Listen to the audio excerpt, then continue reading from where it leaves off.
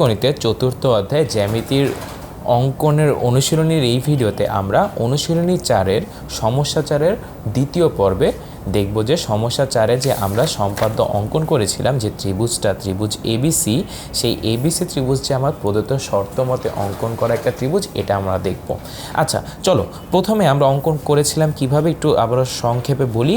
আমরা যে কোনো একটা রশ্মি থেকে এই এ ভূমি কেটে নিয়েছিলাম বিসি, তারপর এই সি বিন্দুতে আমার যে ভূমি সংলগ্ন কোণদ্বয়ের অন্তর এক্স, সেই অন্তর এক্সের অর্ধেক একটি কোণ এঁকেছিলাম বিসিডি, এই কোণটা।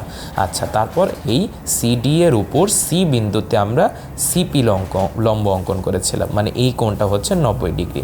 আচ্ছা, তারপর কি করেছিলাম আমরা বি থেকে এই সমষ্টির সমান ব্যাসার্ধ নিয়ে একটি বৃত্তচাপ এঁকেছি যা এই সিপিকে কিউ বিন্দুতে ছেদ করে।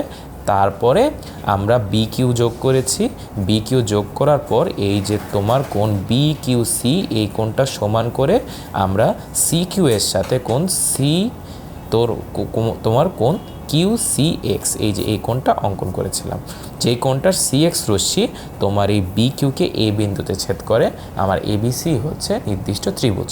আচ্ছা, তাহলে কিভাবে এটা যে আমার শর্ত মতে অঙ্কিত একটা ত্রিভুজ কিভাবে বুঝবো? দেখো, আমরা এই যে এইখানে বিসি ভূমিটা এ সমান করে প্রথমে কেটে নিয়েছিলাম, তাই আমার এই শর্তটা সম্পন্ন আছে। তারপর দেখো তো, আমরা এই কোণের সমান করে এখানে একটা কোণ এঁকেছি।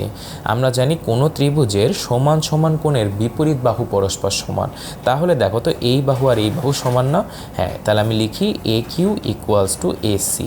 এটা যদি সমান হয় তাহলে দেখো তো, তোমার এ বি এর সাথে যদি তুমি এসি বা এ কিউ, এসি আর এ কিউ যেহেতু সমান, তুমি যদি যোগ করো, দেখো তাহলে এ বির সাথে তুমি এসি আর এ কিউ যেহেতু সমান, এ বির সাথে এসি যোগ করো, তাহলে তুমি পাবা কি? তুমি পাবা বি কিউ। এই বি কিউ আমরা কীভাবে পেয়েছিলাম? এই এস এর সমান ব্যাসার্ধ নিয়ে অঙ্কিত এই রেখাটা পেয়েছিলাম না? তাহলে আমার যে এই এ বি আর এসি এর সমষ্টি যে এস, এটাও ঠিক আছে। আচ্ছা, তাহলে এটা ঠিক আছে। এখন জাস্ট অপর কোণদ্বয়ের অন্তর, মানে আমার এই যে কোণ বি মাইনাস কোণ সি এর ভ্যালু যে কোণ এক্স, এটা কিভাবে প্রমাণ করব? দেখো, এই কোণ বি, এটা তোমার কোণ সি, এইটুকু অংশ আমার কোণ সি।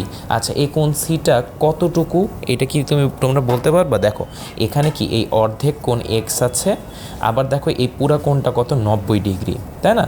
আচ্ছা, তাহলে আমরা শুধুমাত্র দেখো তো, এই ত্রিভুজটা 90 ডিগ্রি কি একটি বহিস্থ কোণ না? তাহলে কি আমরা বলতে পারি, দেখো কোণ বি প্লাস এই হাফ কোণ এক্স ইকুয়ালস টু কত? ইকুয়ালস টু তোমার এই 90 ডিগ্রি, ঠিক আছে? কারণ কোনো ত্রিভুজের বহিস্থ কোণের ভ্যালু অন্তস্থ বিপরীত কোণের সমষ্টির সমান।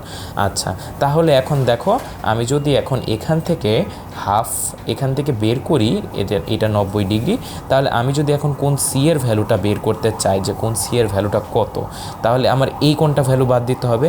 এই কোণটা কত? আবার এই কোণের সমান, তাই না?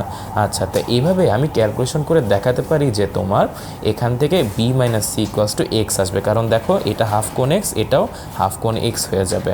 আচ্ছা, এখন এটা যদি তুমি এখন এখান থেকে মাইনাস করো, তাহলে বি মাইনাস সি তোমার 90 ডিগ্রিও এখান থেকে এই যে বহিস্থ কোণের শর্তে চলে যাবে, শুধু থাকবে তখন হাফ কোণ এক্স, আর হাফ কোণ এক্স যোগ হয়ে এক্স থাকবে। তাহলে এই তোমার সি, তুমি যদি সি থেকে বিকে বাদ দাও, তাহলে তুমি সবসময় কোণ এক্স পাবা। এভাবে আমার বোঝা যাচ্ছে যে আমরা যে ত্রিভুজটা অঙ্কন করেছি, সেই ত্রিভুজটা তোমার প্রদত্ত শর্ত অনুসারে অঙ্কিত একটি ত্রিভুজ। পরবর্তী ভিডিওতে আমরা এই অনুশীলনী 4-এর 5 নম্বর সমস্যা সমাধান করব।